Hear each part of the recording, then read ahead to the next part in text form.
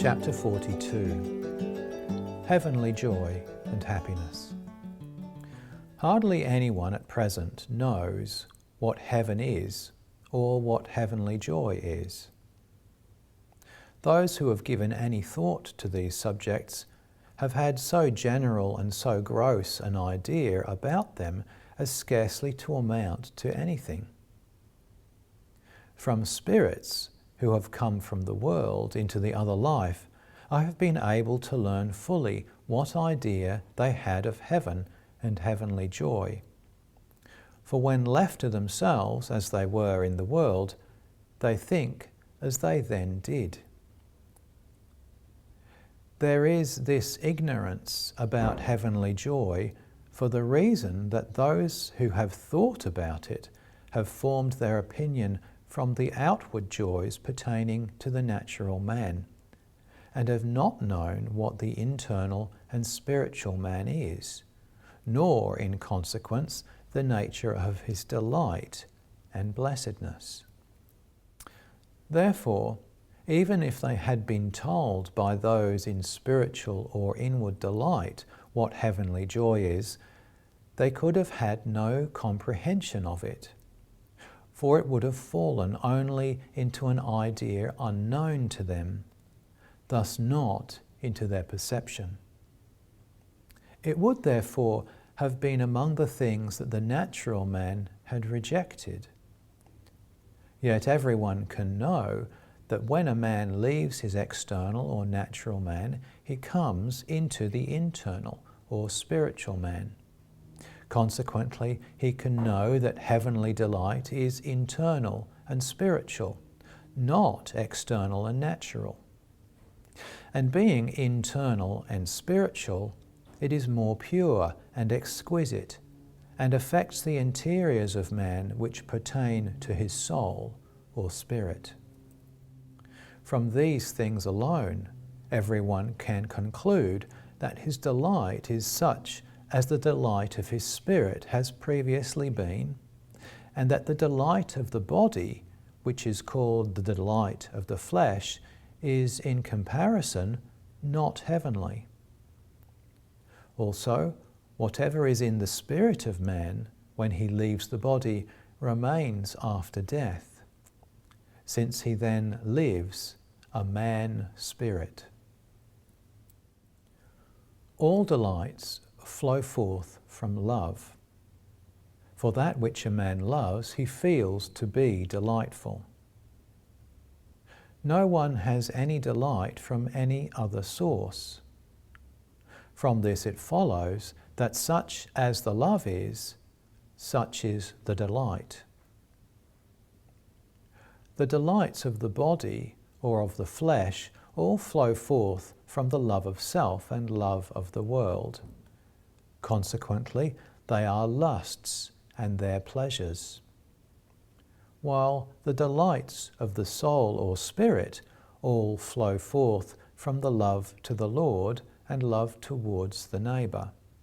Consequently, they are affections of good and truth and interior satisfactions. These loves, with their delights, flow in out of heaven from the Lord by an inner way, that is, from above, and affect the interiors, while the former loves with their delights flow in from the flesh and from the world by an external way, that is, from beneath, and affect the exteriors. Therefore, as far as the two loves of heaven are received and make themselves felt, so far the interiors of man, which belong to his soul or spirit, and which look from the world heavenwards, are opened. While so far as the two loves of the world are received and make themselves felt, to that extent his exteriors, which belong to the body or flesh and look away from heaven towards the world, are opened. As loves flow in and are received, their delights also flow in.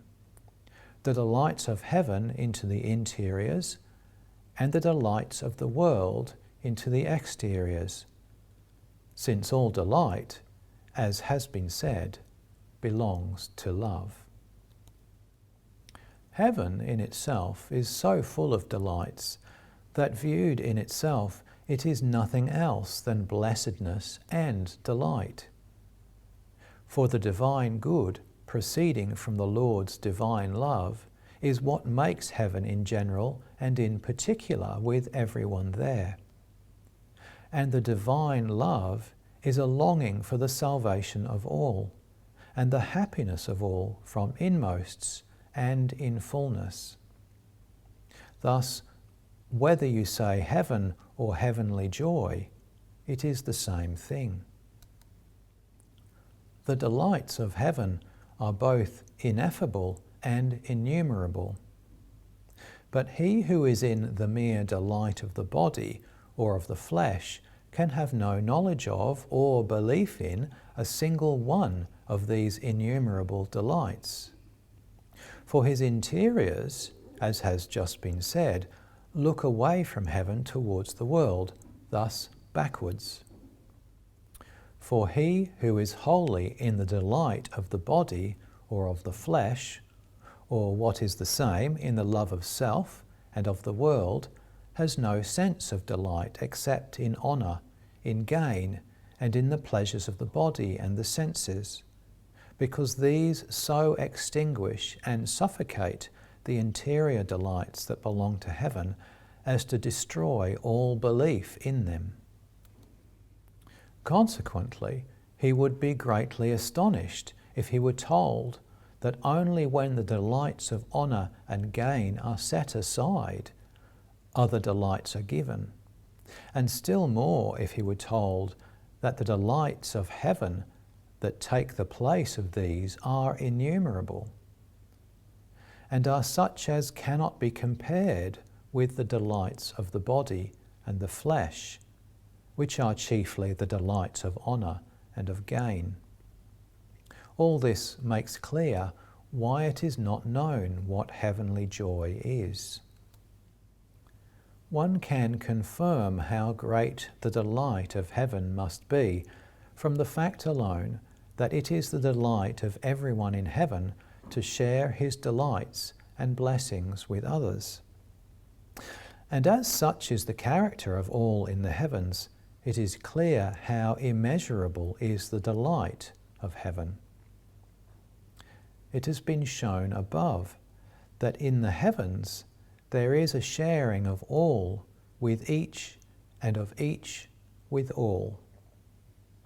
Such sharing goes forth from the two loves of heaven, which are, as has been said, love to the Lord and love towards the neighbour. To share their delights is the very nature of these loves. Love to the Lord is such because the Lord's love is a love of sharing everything it has with all, since it wills the happiness of all. There is a like love in every one of those who love him, because the Lord is in them. From this comes the mutual sharing of the delights of angels with one another. Love towards the neighbour is also of such a nature, as will be seen in what follows. From this it can be established that it is the nature of these loves to share their delights. It is otherwise with the loves of self and of the world. The love of self takes away from others and robs others of all delight, and directs it to itself, for it wishes well to itself alone, while the love of the world wishes to have as its own the things belonging to the neighbour. Therefore, these loves are destructive of the delights of others. Or if there is a disposition to share, it is for the sake of themselves, and not for the sake of others.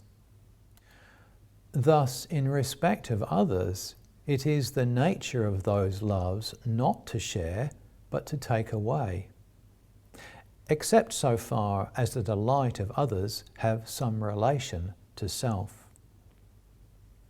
That the loves of self and of the world, when they rule, are such, I have quite often been permitted to perceive by living experience. As often as the spirits who were in these loves during their life as men in the world draw near, so often did my delight recede and vanish.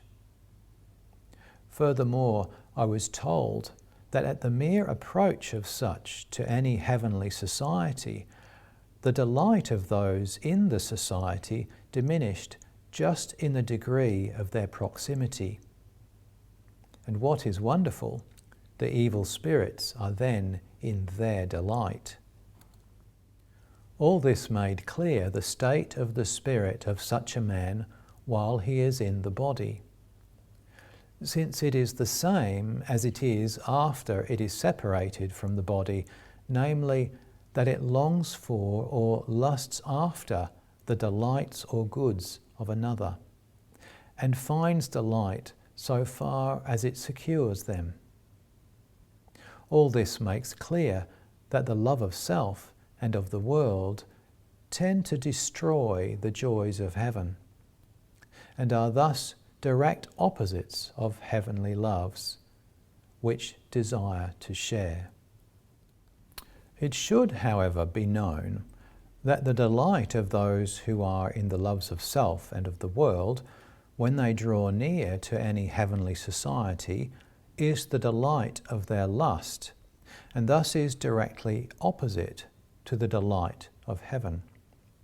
And such enter into this delight of their lust in consequence of their taking away and dispelling heavenly delight in those who are in such delight. When the heavenly delight is not taken away or dispelled, it is different. They are then unable to draw near, for to the extent that they draw near, to that extent they bring upon themselves anguish and pain, and for this reason they do not often venture to come near. This also I've been permitted to learn by repeated experience, something of which I would also add. Spirits who go from this world into the other life desire more than anything else to come into heaven. Nearly all seek to enter, supposing that heaven consists solely in being admitted and received. Because of this desire, they are brought to some society of the lowest heaven. But as soon as those who are in the love of self and of the world draw near the first threshold of that heaven, they begin to be distressed and so tortured inwardly as to feel in themselves a hell rather than a heaven. And in consequence they cast themselves down headlong therefrom, and do not rest until they come into the hells among their like. It has also frequently occurred that such spirits have wished to know what heavenly joy is, and having heard that it is in the interiors of the angels, they have wished to share in it. This therefore was brought about. For whatever a spirit who is not yet in heaven or hell wishes, it is granted if it will benefit him. But as soon as that joy was communicated, they began to be so tortured as not to know how to withhold their body from the pain. It was seen that they thrust their heads down to their feet and cast themselves upon the ground, and there writhed into coils like serpents. And this in consequence of their interior agony. Such was the effect produced by heavenly delight upon those who were in the delights of the love of self and of the world. The reason is that those loves are directly opposed one to the other, and when opposite acts against opposite, such pain results. And since heavenly delight enters by an inward way and flows into the contrary delight, the interiors which are in the contrary delight are twisted backwards, thus into the opposite direction, and the result is such tortures.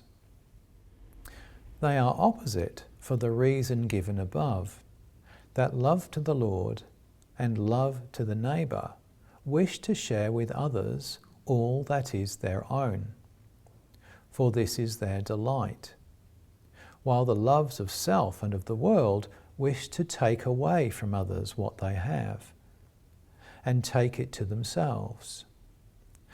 And just to the extent that they are able to do this, they are in their delight. From this too it can be known how it comes about that hell is separate from heaven. For all who are in hell were, while they were living in the world, in the mere delights of the body and of the flesh, from the love of self and of the world. While all who are in the heavens were, while they lived in the world, in the delights of the soul and spirit, from love to the Lord and love to the neighbour.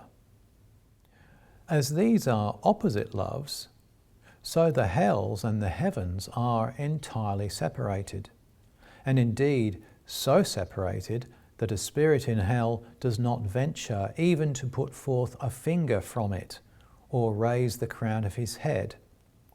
For if he does this in the least, he is racked with pain and torment. This too I have frequently seen.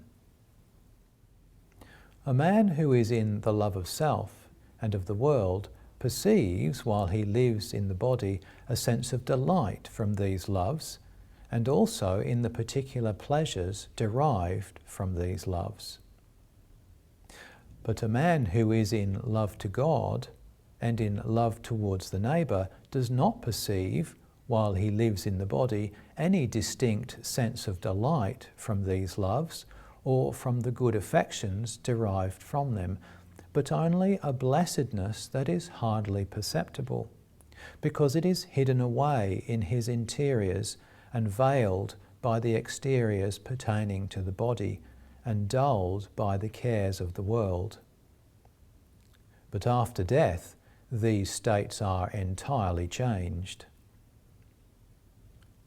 The delight of the love of self and of the world are then turned into what is painful and direful, because into such things as are called infernal fire, and by turns into things defiled and filthy, corresponding to their unclean pleasures. And these, wonderful to tell, are then delightful to them. But the obscure delight and almost imperceptible blessedness of those who had been, while in the world, in love to God and in love to the neighbour, are then turned into the delight of heaven, and become in every way perceived and felt. For the blessedness that lay hidden and unrecognized in their interiors while they lived in the world is then revealed and brought forth into evident sensation, because such had been the delight of their spirit, and they are then in the spirit. In uses, all the delights of heaven are brought together and are present, because uses are the goods of love and charity in which angels are. Therefore everyone has delights that are in accord with his uses, and in the degree of his affection for use. That all the delights of heaven are delights of use can be confirmed by a comparison with the 5 bodily senses in man. There is given to each sense a delight in accordance with its use.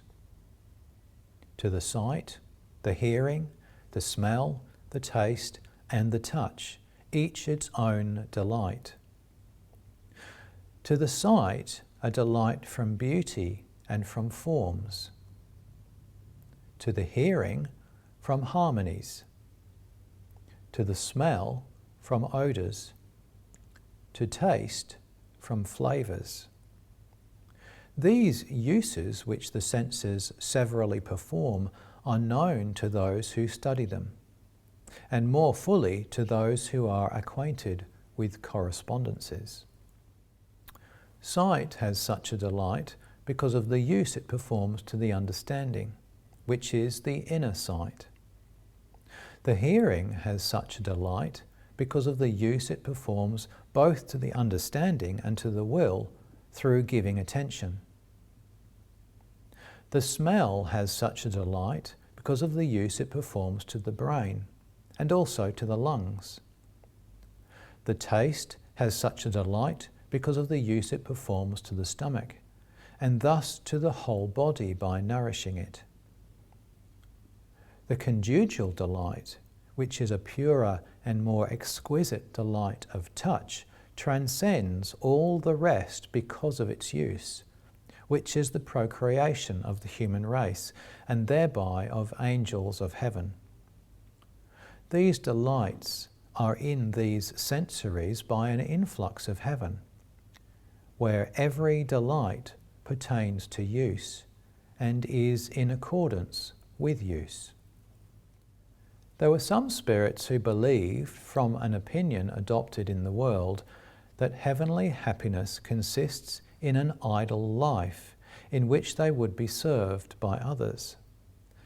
But they were told that happiness never consists in being inactive and getting satisfaction therefrom.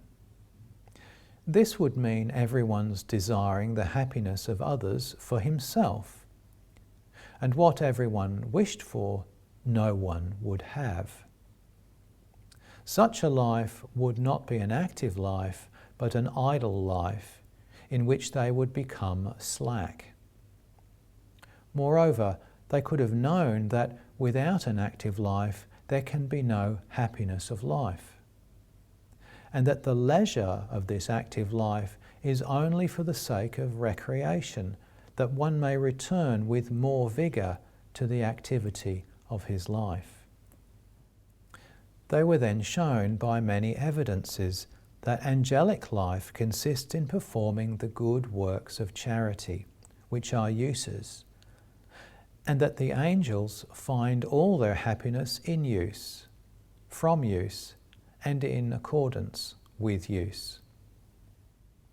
To those who held the opinion that heavenly joy consists in living an idle life and drawing breaths of eternal joy in idleness, a perception was given of what such a life is, that they might become ashamed of the idea. And they saw that such a life is extremely sad, and that all joy thus perishing, they would, in a little while, feel only loathing and disgust for it. There were some spirits who thought themselves better instructed than others, and who said that they had believed in the world that heavenly joy would consist solely in praising and giving glory to God, and that this would be an active life. But these were told that praising and giving glory to God is not such an active life. Also, that God has no need of praises and glorification, but it is His will that they should perform uses, and thus the good works that are called goods of charity. But they were unable to associate with goods of charity any idea of heavenly joy, but only of servitude, although the angels testified that this joy is most free, because it comes from an interior affection and is conjoined with ineffable delight. Almost all who come into the other life think that hell is the same to everyone, and heaven the same. And yet in both there are infinite varieties and diversities, and in no case is hell or heaven wholly the same to one as to another, as it is impossible that any one man, spirit, or angel should ever be wholly like another, even as to the face. At my mere thought that two might be just alike or equal, the angels expressed horror, saying that every unity is formed out of the harmonious concurrence of many things, and that the one thing is such as that concurrence is, and that it is thus that a whole society in heaven becomes a unity, and that all the societies of heaven together become a unity, and this from the Lord alone, by means of love. Uses in the heavens are likewise in all variety and diversity, and in no case is the use of one wholly the same as and identical with the use of another. So neither is the happiness of one the same as and identical with the happiness of another.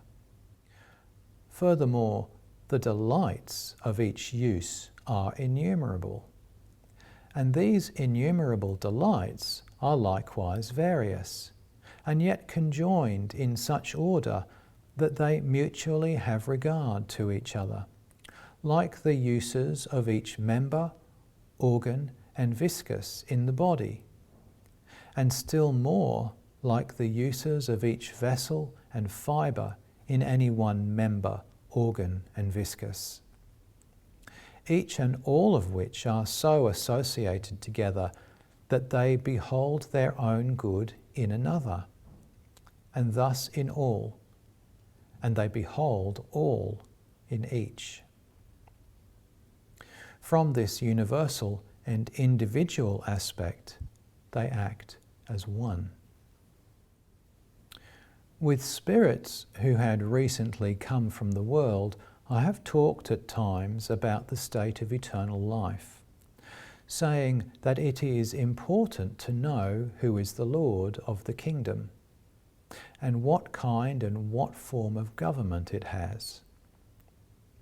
As nothing is more important for those entering another kingdom in the world than to know who and what the king is, and what the government is, and other particulars in regard to the kingdom, so is it of still greater consequence in regard to this kingdom in which they are to live to eternity. Therefore, they should know that it is the Lord who governs both heaven and the universe, for he who governs the one governs the other, thus that the kingdom in which they now are is the Lord's, and that the laws of this kingdom are eternal verities, all established by the law that the Lord must be loved above all things, and the neighbour as themselves. And even more than this, if they would be like the angels, they ought to love the neighbour more than themselves. On hearing this, they could make no reply, for the reason that, although they had heard in the life of the body something like this, they had not believed it, wondering how there could be such love in heaven, and how it could be possible for anyone to love his neighbour more than himself. But they were told that every good grows immeasurably in the other life, and that while they cannot go further in the life of the body than to love the neighbour as themselves, because they are immersed in what concerns the body, yet when this is set aside, their loves become more pure, and finally becomes angelic, which is to love the neighbour more than themselves. For in the heavens there is joy in doing good to another, but no joy in doing good to self unless with a view to its becoming another's, and thus for another's sake. This is loving the neighbour more than oneself. They were told that the possibility of such a love is shown in the world from the conjugal love of some who have suffered death to protect a consort from injury, from the love of parents for their children, which is such that a mother would rather starve than see her children go hungry, and from the sincere friendship in which one friend will expose himself to danger for another. And even in polite and pretended friendship that wishes to emulate sincere friendship in offering the better things to those to whom it professes to wish well, and bearing such goodwill on the lips, though not in the heart. Finally, from the nature of love, which is such that its joy is to serve others, not for its own sake, but for theirs. But all this was incomprehensible to those who loved themselves more than others, and in the life of the body had been greedy of gain, most of all to the avaricious. There was one who, in the life of the body, had exercised power over others, and who had retained in the other life the desire to rule. He was told that he was now in another kingdom, which is eternal, and that his rule on earth had perished, and that he was now where no one is esteemed except in accordance with his goodness and truth, and that measure of the Lord's mercy which he enjoyed by virtue of his life in the world. Also, that the same is true in this kingdom as on the earth, where men are esteemed for their wealth and for their favour with the prince. Wealth here being good and truth, and favour with the prince, the mercy bestowed on a man by the Lord in accordance with his life in the world. Any wish to rule otherwise would make him a rebel, since he is in another's kingdom. On hearing these things, he was ashamed. I have talked with spirits who supposed heaven and heavenly joy to consist in their being great.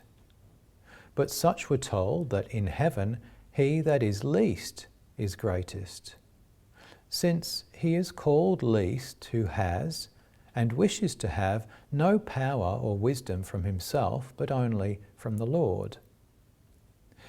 He that is least in that sense having the greatest happiness.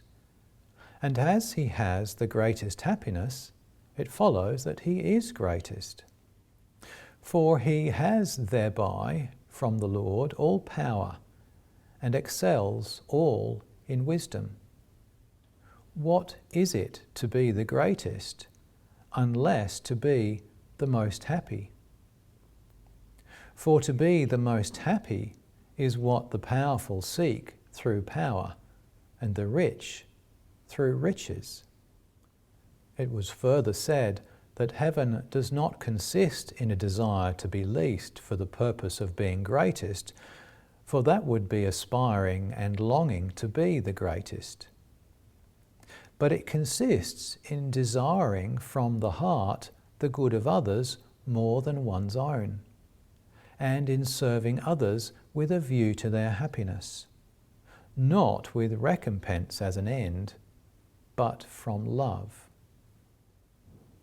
Heavenly joy itself, such as it is in its essence, cannot be described, because it is in the inmost of the life of angels, and therefrom in every single thing of their thought and affection, and from these in every particular of their speech and action.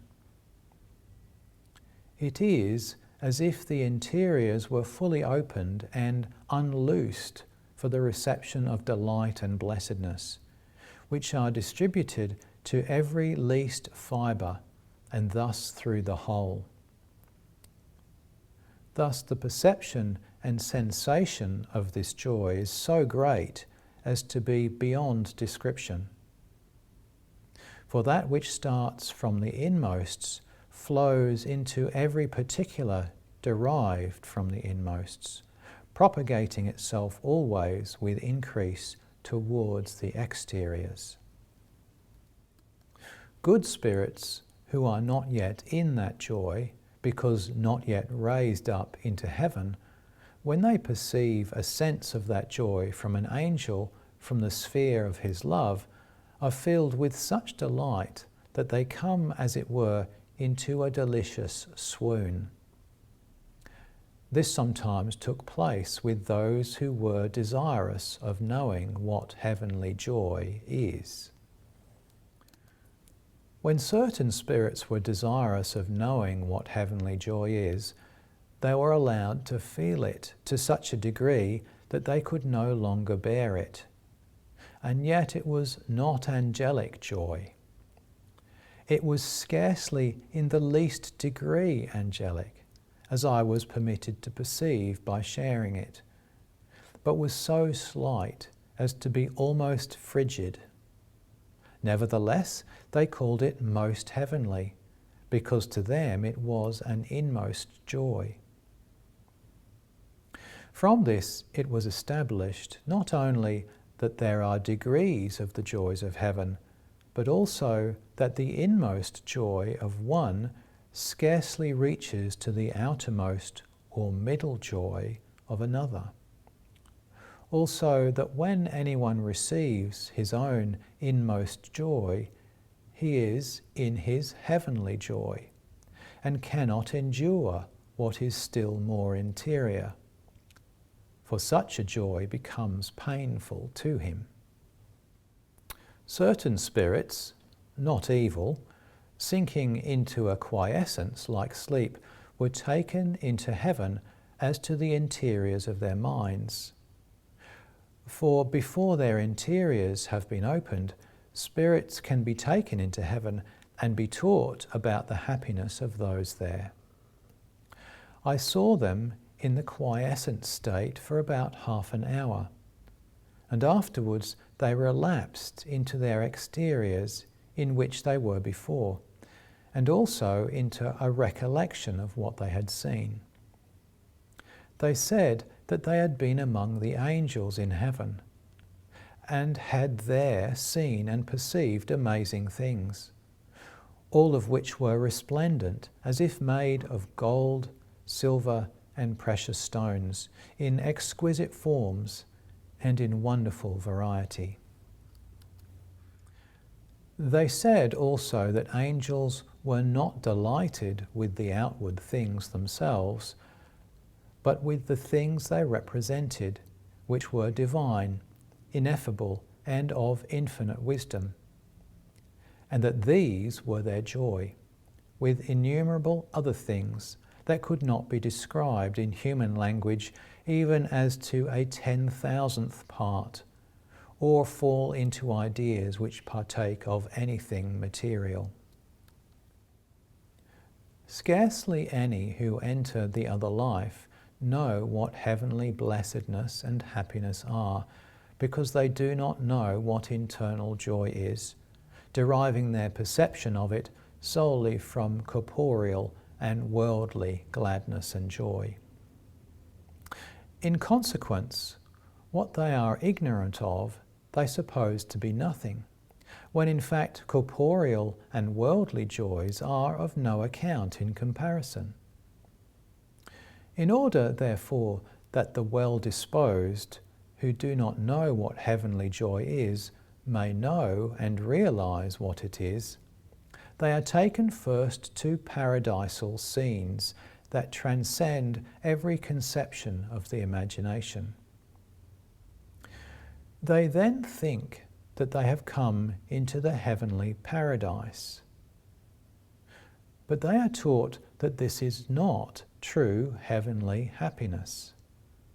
And so they are permitted to realize such interior states of joy as are perceptible to their inmost.